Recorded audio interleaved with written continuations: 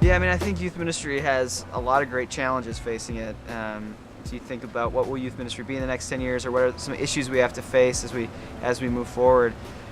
I mean, one of them for me that I've become more interested in thinking about is really how youth ministry actually becomes family friendly, or how we actually take consideration of the family. I mean, I think for the last 10, 15, 20 years, we've added family on to what youth ministry is about. So like in my position at the seminary I teach at, it's called youth and family ministry.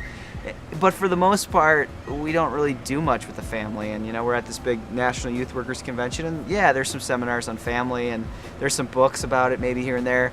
But really getting into how complicated American families are, and they're only getting more and more complicated.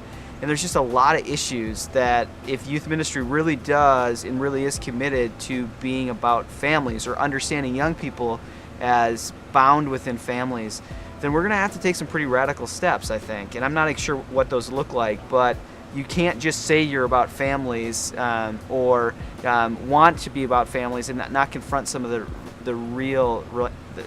direct realities of that. Whether it's issues of divorce, whether it's just issues of multiple definitions of family, I think that becomes a major challenge for youth ministry.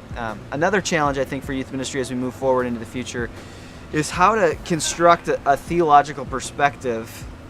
And that sounds very kind of abstract, but I mean that in a concrete way. How do we construct a theological perspective that allows us to kind of walk this thin line, at least within our cultural context, this thin line between kind of rigidity, religious rigidity, or you can even call it fundamentalism, and on the other side of the, if that's one ugly ditch, then the other ugly ditch is this kind of openness that has no particularity to it. Or so, like, oh, Jesus just wants me to be friends with everybody and be nice to everyone.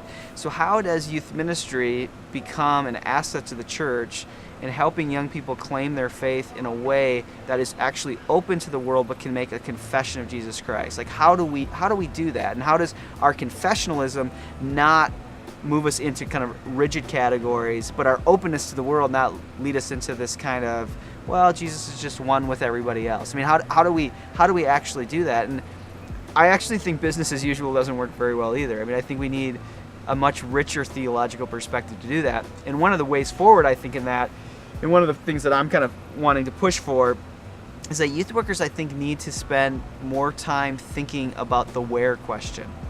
And we've usually thought about the where question like, where are young people, and how do we get them into our church?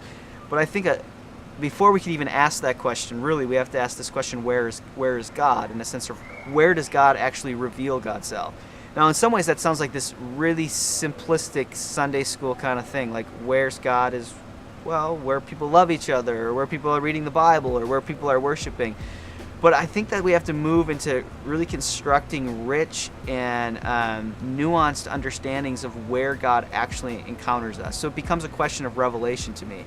And I think in youth ministry, in the context of youth ministry, we haven't really done ministry from a commitment of how we understand God unveiling God's self, or God revealing God's self. And so I'd like to see youth ministry move forward with helping youth workers articulate their view or their understanding, whether it's from reading scripture, or it's from their tradition, or it's from other theological work, of being able to articulate where God reveals God's self, where God is actually found, and then placing our practices and strategies in some kind of correlation with where God actually is found. And so usually we, of course, have certain perspectives of how we encounter God, or where God is present. But usually when it comes to what you do on Wednesday night, or what you do for confirmation, those things don't always really come together.